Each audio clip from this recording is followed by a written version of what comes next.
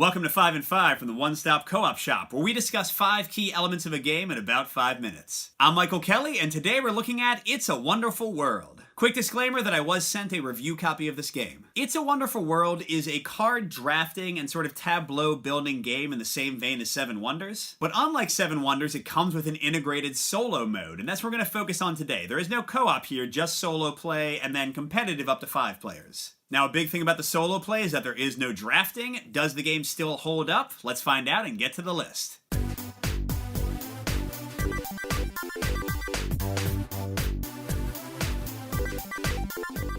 Number 5 is a pro, something I enjoy, and that's how the solo play is generally structured. In the competitive game, you have 4 rounds of drafting, where each player ends up with 7 cards. But in the solo mode, you have 8 piles of cards, 2 per round, each containing 5 cards. And you draw these piles 5 cards at a time and decide what you want to do with them. And I like this because it's a small number. It really keeps the decisions interesting but not too tough. And they add in a fun choice that's not in the competitive game, where you can discard 2 of your cards to dig through 5 cards from the general deck. So if you're pursuing a really specific strategy, you can try to find the cards and mitigate your luck some. My number 4 is also a pro, and that's how you produce and use resources in the game. Your Empire card will start by producing some resources of different colors, and as you develop other cards, they'll add to your production capability. Now, this is already fun. It really gives you that nice feel of building an empire. But a cool element I like here that I haven't seen before is that each of the production resources goes in a specific order each round. And this lets you do fun combos, because if you can finish off a building that uses gray resources to finish it, and it produces, I don't know, blue resources later,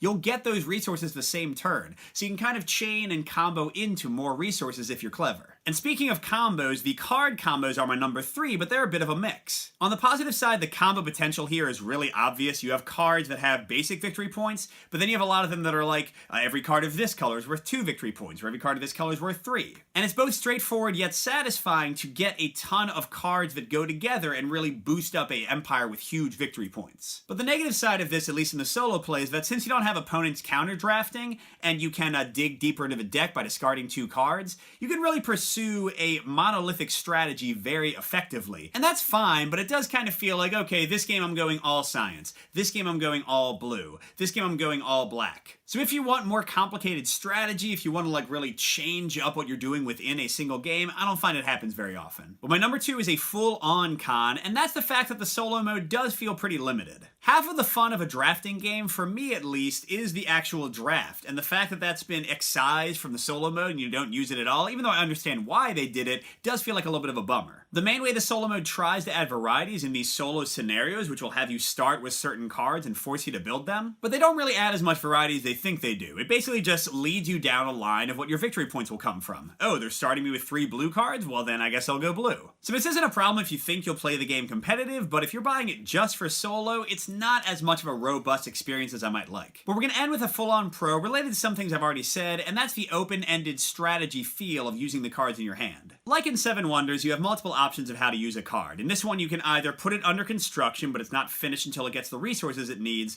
or you can recycle it for 1 resource. And the big game changer here, at least compared to Seven Wonders, is that you can prepare as many cards as you want for production. You just are pushing your luck and making a choice of, do I really think I'll complete all of these or not? And kind of charting the path to how you're going to get these cards, like what production buildings you're going to complete in what order so that you can pay for these really great things waiting for you. It's a lot of fun, and it gives the game a nice feeling of open-ended strategy, whereas in some of those other games, you're kind of more at the whim of what order the cards come to you, and you might have to build things when you're not ready and lose out on them. So I personally love this. I love the feel of, going big and putting down a ton of cards and just praying that I can find the right strategy choices to build them eventually. Overall, I've really enjoyed It's a Wonderful World. Yes, the solo is pretty limited, so I will say if you think you're buying this just for solo, I'm not sure it's worth the price. But if you anticipate playing competitive at least sometimes, I think the solo mode is really good, and I think it does show off how fun the strategy of the game is. It's never going to have the full tension and the counter drafting and all those kind of tough decisions that the draft has with competitive play,